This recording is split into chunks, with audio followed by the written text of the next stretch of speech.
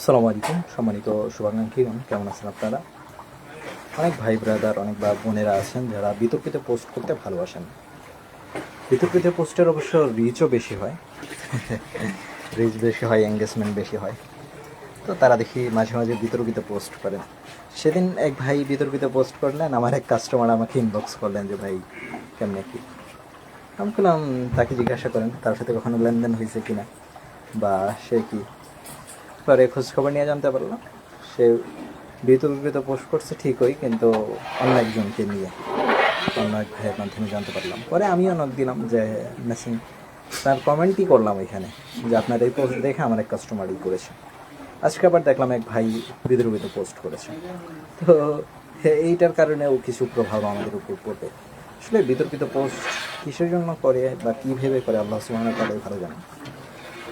আল্লাহ সুবহানাহু ওয়া তাআলা হেফাজত করুক সবাইকে, সবাই দুনিয়া এবং আখিরাতের কল্যাণ দান করুক। প্রচণ্ড গরম, এই গরমের মধ্যে আমরা ঘি জ্বালাচ্ছি। অনেক সময় মোবাইলের কার্যক্ষমতা হারায় যায় এই গরমে, অর্থাৎ মানে করতে পারে না, অ্যাপস থেকে বের হয়ে যায়। সেদিন ঘি বাবা পেজ থেকে লাইভ করতেছি, ওরকম হলো। আমরা চেষ্টা করি একদম মাঠ পর্যায়ে থেকে সর্বোচ্চ কোয়ালিটি কন্ট্রোল করে বেস্ট কোয়ালিটির ঘি আপনাদেরকে পৌঁছে দেওয়ার জন্য।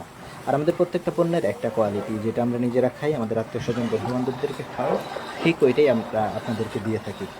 আমাদের কোনো পণ্যের 2-3টা কোয়ালিটি নাই বা 2টা কোয়ালিটিও নাই, যে একটা আমরা নিজেরা খাচ্ছি, একটা আপনাদেরকে দিচ্ছি। তো আমরা আমাদের দিক থেকে সর্বোচ্চ চেষ্টা করে যাচ্ছি। তারপরেও যখন যেরকম হয়, যেহেতু ঘি ন্যাচারালি সবসময় একরকম কালার, একরকম ঘ্রাণ, একরকম দানা হয় না, এই কারণে যখন যেরকম হয় ঠিক ওই রকমটাই আপনাদেরকে দেখিয়ে দিই, বলে দিই, জানিয়ে দিই। যদি পছন্দ হয় নেন, আর যদি অপছন্দ হয়, যারাই ভালো লাগে, যার কাছ থেকে পছন্দ হয় তার কাছ থেকে নেবেন।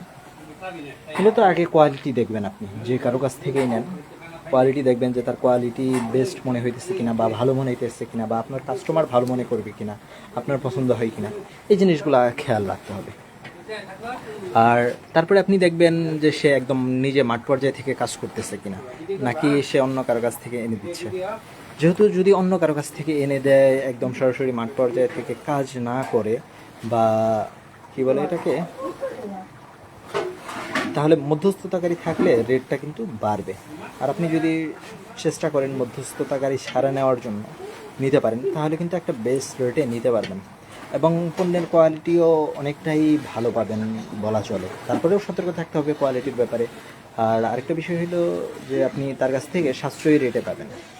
আর পণ্য সম্পর্কে যেরকম সে আপনাকে জানিয়ে দিবে, বলে দিতে পারবে, যে কোনো সুবিধা অসুবিধায় তার কাছ থেকে শুনতে পারবেন, জানতে পারবেন, যে জিনিসটা আপনারা যারা মাঠ পর্যায়ে থাকে না বা যে মাঠ পর্যায়ে থাকে না তার কাছ থেকে পাবেন না। এটা কিন্তু আমাদের ক্রিম, মূলত ক্রিম দুধের ফ্যাট অংশ। দুধ থেকে ক্রিম সেপারেটর মেশিনের সাহায্যে ক্রিম বের করা হয়, আর সেই ক্রিমকে জ্বালিয়ে ঘি তৈরি করা হয়। অনেকে ইদানিং দেখতেছি পোস্টের মধ্যে, গ্রুপে পোস্ট দিলে বিতর্কিত প্রশ্ন করেন, বা এমন প্রশ্ন করেন জানার জন্যই করেন নাকি অন্য কোনো কারণে করেন জানি না। ঠান্ডা মাথায় হ্যান্ডেল করতেছি, আলহামদুলিল্লাহ চেষ্টা করতেছি যতটুকু নিজেকে কন্ট্রোল করা যায় অতটুকু কন্ট্রোল করার জন্য।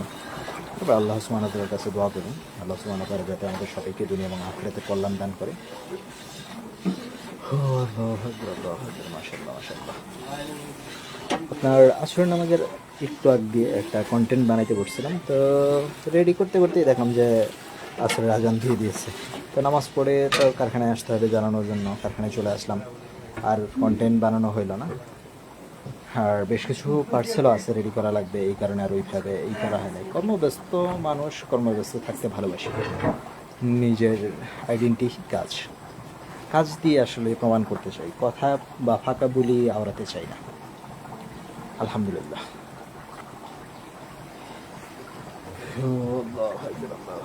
মাশাআল্লাহ মাশাআল্লাহ, সুবহানাল্লাহি ওয়া বিহামদিহি, সুবহানাল্লাহিল আযীম। মোবাইলটা প্রচণ্ড রকমের গরম হয়ে গেছে, আর ঘাম তো এটা নিত্যদিনের কাহিনী, নর্মাল একটা ব্যাপার। আল্লাহ আল্লাহ, মোবাইলের জন্য একটা কুলিং ফ্যান কেনা লাগবে। মাশাআল্লাহ মাশাআল্লাহ, সুবহানাল্লাহি ওয়া বিহামদিহি, সুবহানাল্লাহিল আযীম। ইয়া মুকাল্লিবাল কুলুব সাব্বিত কলবি আলা দীনিক। আস্তাগফিরুল্লাহ আস্তাগফিরুল্লাহ। তওবা পড়লে